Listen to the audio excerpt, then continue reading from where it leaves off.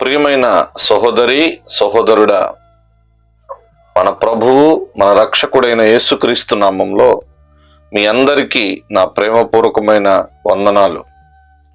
ఈ దినమున దేవుడు మనకు అనుగ్రహించుచున్న కృపావాక్యం యాకోబు రాసిన పత్రిక 1వ అధ్యాయం 4వ వచనంలో ఇలాగున రాయబడి ఉంది: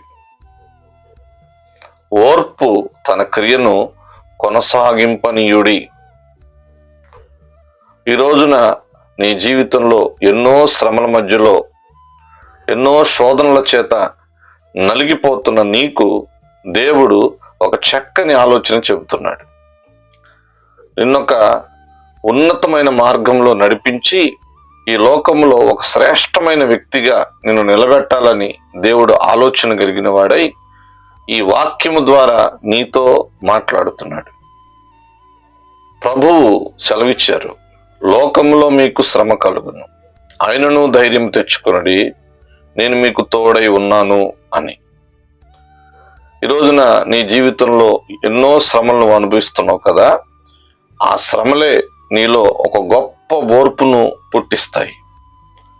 ఆ ఓర్పు ద్వారా ఆ శ్రమలను జయించే కృపను దేవుడు నీకు కలగజేస్తాడు. అబ్రహాం గారి గురించి బైబిల్లో ఇలా రాయబడి ఉంది: అబ్రహాము దేవుడి మాటను నమ్మి ఓర్పుతో సహించి వాగ్దాన ఫలమును పొందాడు. ఈ రోజున నీవు నేను కూడా దేవుడు మనకు చేసిన ప్రతి వాగ్దానం మనం అనుభవించాలంటే, దేవుడు మనతో చెప్పిన ప్రతి మాట మన జీవితంలో నెరవేరాలంటే, ఆయన కృపకు పాత్రులమై ఈ లోకంలో ఆయన కొరకు మనం బ్రతకాలి అంటే మనము ఓర్పుతో సహించాలి. పరిస్థితులన్నిటినీ కూడా విశ్వాసంతో జయించాలి.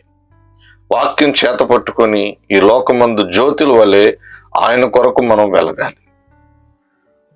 కనుక ఓర్పు తన క్రియను కొనసాగింపనీయుడి.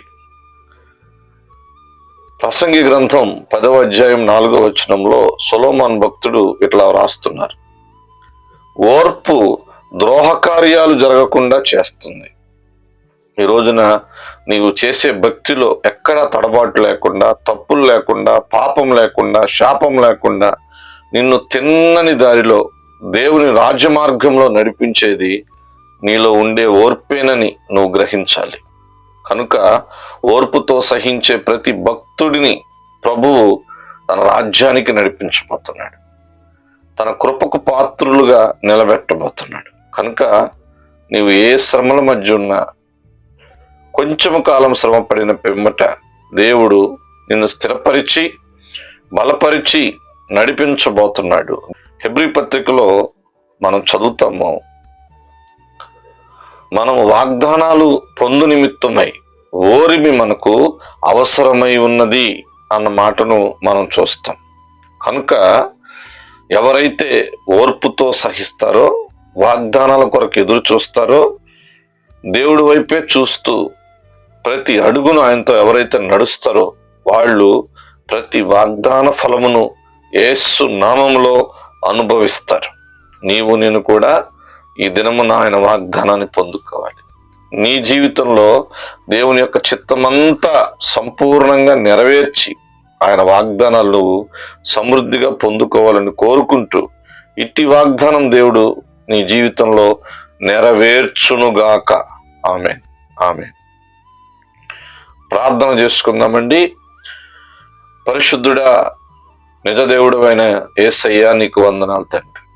ఈ ఉదయం నీ పిల్లలు వారి జీవితంలో ఏ శ్రమల మధ్యలో ఉన్నారు, ఏ శోధన మధ్యలో ఉన్నారు అయ్యా, వారు ఓర్చుకుంటున్నారు. మా దేవుడు మా స్థితిని మారుస్తాడని ఎదురు చూస్తున్నారు. వారి యొక్క నిరీక్షణను మీరు సఫలం చేయండి. వారు ఏదైతే ఓర్చుకుంటున్నారో ఆ పనికి జీతం కలగచేయండి. నీ పిల్లల ముందున్న ప్రతి సమస్యలో నుంచి విడిపించి నెమ్మదిలోకి నడిపించండి. నిజులందరి ఓర్పుతో ఎదురు చూస్తుండగా, ఓరిమితో ఎదురు చూస్తుండగా నీ ప్రతి వాక్యము, వాగ్దానము, దర్శనము నెరవేర్చమని, సమస్తంలో మీరు మహిమను పొందుకోమని యేసు నామములో ప్రార్థిస్తున్నాం తండ్రి. ఆమేన్, ఆమేన్, ఆమేన్. ఈ దినమంతయు దేవుని కృప మీకు తోడై ఉండునుగాక. ఆమేన్.